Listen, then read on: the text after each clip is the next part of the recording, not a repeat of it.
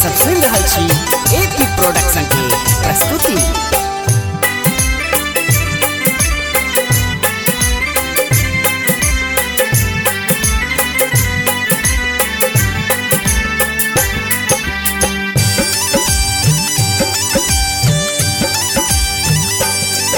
अनमोल लगैया गई पगली तोहर बोली, अनमोल लगैया गई पगली तोहर बोली। बहे बसात पुरबैया ता है गे, बहे बसात पुरबैया ता उड़े छो लहंगा चोली। बहे बसात पुरबैया ता उड़े छो लहंगा चोली। अनमोल लगैया गई पगली तोहर बोली, अनमोल लगैया गई पगली तोहर बोली।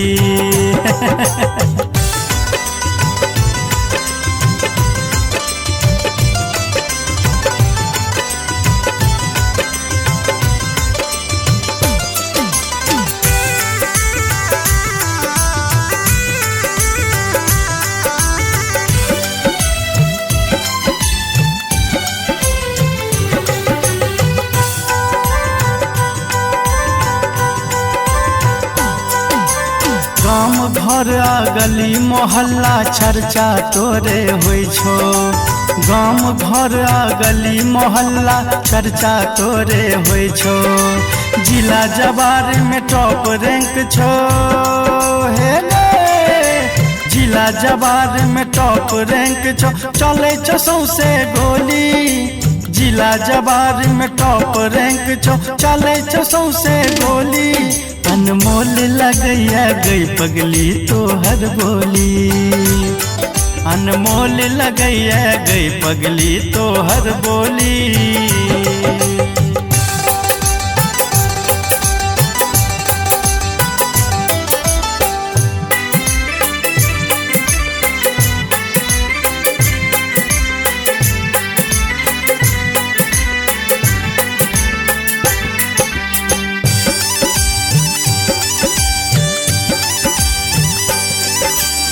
फूल मंगै छौ खुशबू देहक, चांद मंगै छौ जोबन।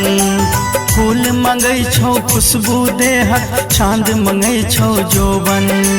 ककरा सा तू बचबै छै हे गे, ककरा सा तू बचबै छै कामदेव के टोली। ककरा सा तू बचबै छै कामदेव के टोली। अनमोल लगैया गई पगली तोहर बोली, अनमोल लगैया गई सुगनी तोहर बोली।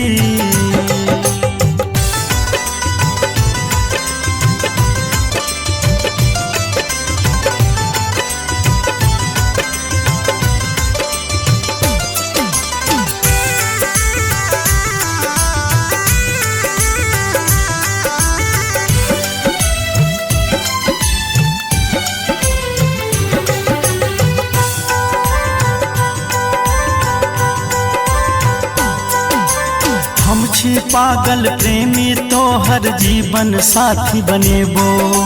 हम छी पागल प्रेमी तोहर जीवन साथी बनेबो।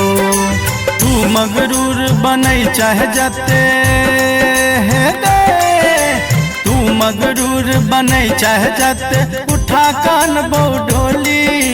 तू मगरूर बनै चाह जते उठा कानबो डोली। अनमोल लगैया गई पगली तोहर बोली, अनमोल लगैया गई पगली तोहर बोली। बहे बसात पुरबैया ता है गे, बहे बसात पुरबैया ता उड़े छो लहंगा चोली। बहे बसात पुरबैया ता उड़े छो लहंगा चोली। अनमोल लगैया गई पगली तोहर बोली, अनमोल लगैया गई पगली तोहर बोली।